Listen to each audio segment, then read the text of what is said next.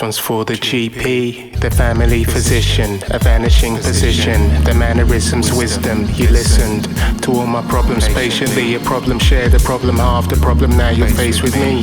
The first point of contact, who was there? Through all the highs and lows with continuity of care. So there's a whole lot more than coughs and colds. The weight of my woes I transferred, it's lost to hold. You figured out what is said from the unsaid, differentiated what is needed from what is wanted in one breath, but too often don't match. My GP, we conversate, we don't clash. A mishmash, part paediatrician plus gerontologist slash dermatologist, part psychiatrist, part counsellor for sounding off.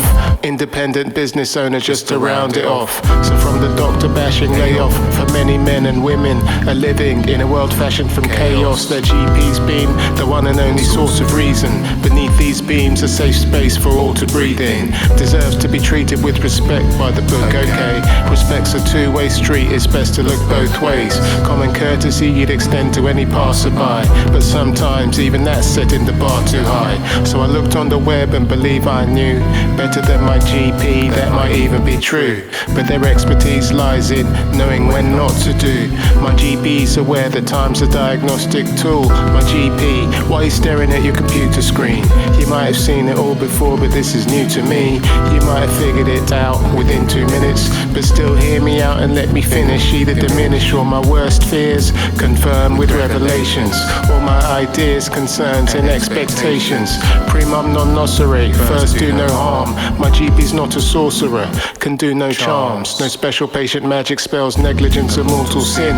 Over investigation is just as bad as well. My GP, please admit when you don't know. I'll try to find the answers, it might need second glances.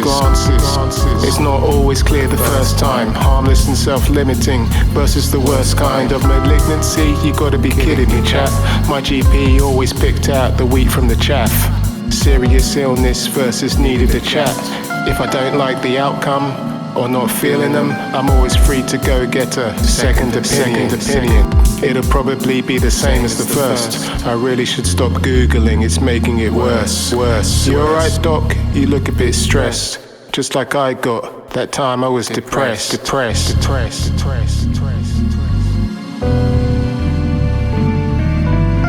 I'll be alright, kindly patient, thanks for asking. It's quite a life, I feel the strain of multitasking. As for looking at my screen, I know it seems rude. I'm really listening, but also reading all about you.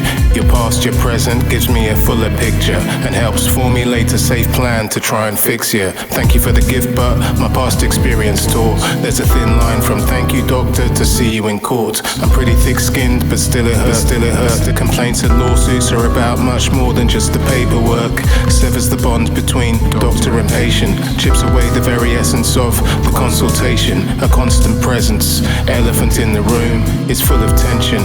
By guilt we've been consumed. It happened to my colleague, simply abhorrent to him or her. Disbelief that such an occurrence could occur. To err is human, to forgive is divine. No win, no fee, no forgiving sometimes. Not a true story, more of a parable. Nobody's perfect. We all are fallible. At times it seems we're not allowed to be tired. When we make mistakes, the consequences are dire. You see, we work for years inside the hospital, so we're very familiar with what the hospital doctors do. The reverse of vice versa is not so true. My job, no one gets it unless they're in it. History, diagnosis and plan in just 10 minutes. New ways to work, constantly evolving. A conveyor belt that's constantly revolving. Innovations and new drugs they're constantly creating. Anyway, I digress, I've got lots of people waiting. Big up the locums, the partners, the salaries, the practice nurses, all part of the family. The receptionists that calmly handle any face-off, and all in primary care that carry the weight of other people's problems. Ode to the PP. This is an ode to the GP.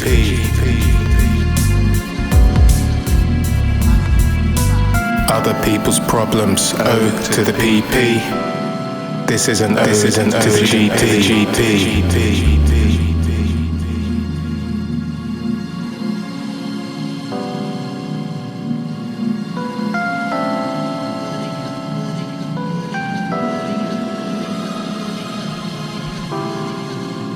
Positive to goodbye. positive to comply.